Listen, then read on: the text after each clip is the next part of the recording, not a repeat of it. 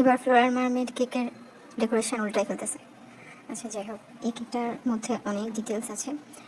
এই কেকটার উপর ছিল চকলেট গানাশ স্ট্রিপ দেওয়া, এর উপর ছিল একটা কাপ কেক স্টাইলে করা লাভা কেক, কিছু চকলেট বার্স ছিল যেটা হোমমেড ডার্ক চকলেট দিয়ে বানানো, আর ছিল কয়েকটা চেরি।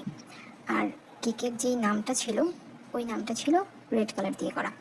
রেফারেন্স পিকচার ছিল এটা। তো ভাইয়া উনি ওখান থেকে কিছু কম বেশি করে আমাকে বললেন বানানোর জন্য। তো আমি চেষ্টা করেছি রেফারেন্স পিকচারের সাথে যতটা সম্ভব, ভাইয়া যেরকম চেয়েছেন বারবার আমাকে বলেছেন যেন আমি কাজটা সুন্দর করে করি, যেন আপু পছন্দ করে অনেক বেশি। তো আমিও চেষ্টা করেছি অনেক সুন্দরভাবে কাজটা করার জন্য।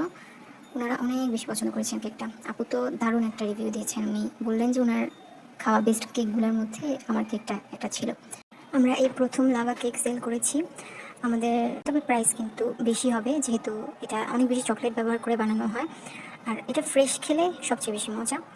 আমরা কাপকেকটাকে একটা স্টিক দিয়ে আটকে দিয়েছিলাম যেন যাওয়ার সময় এটা নড়ে না যায়।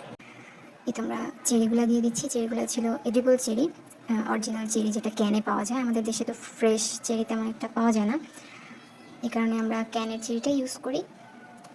আপুদেরকে স্পেশাল ফিল করানোর জন্য ভাইয়াদেরকে একটা চেষ্টা দেখে আমার এত ভালো লাগে, আর আপুরাও এত বেশি পছন্দ করে কেকগুলো, আমাদের অনুপ্রেরণাই অনেক বেড়ে যায়।